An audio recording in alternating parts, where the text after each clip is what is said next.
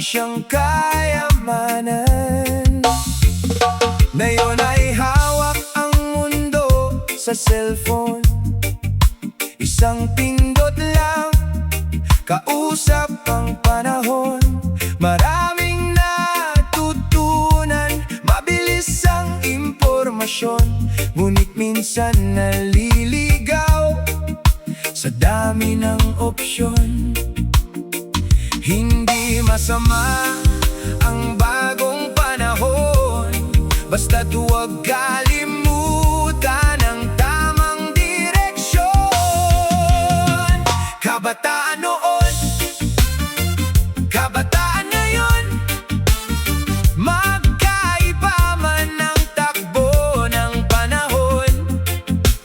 Ang mahalaga'y may respeto at pangarap, may pusong tapat at hindi naliligaw ng landas.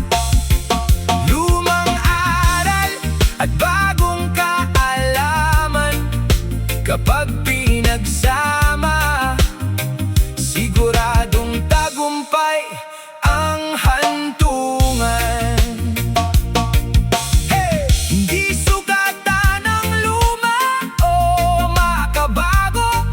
Ang tunay na yaman ay mabuting pagkatao. Sa bawat henerasyong ating daraanan, pag-ibig at respeto ang dapat na baunan. Kabataan noon, kabataan ngayon, tayo ang susulat ng bukas na panahon.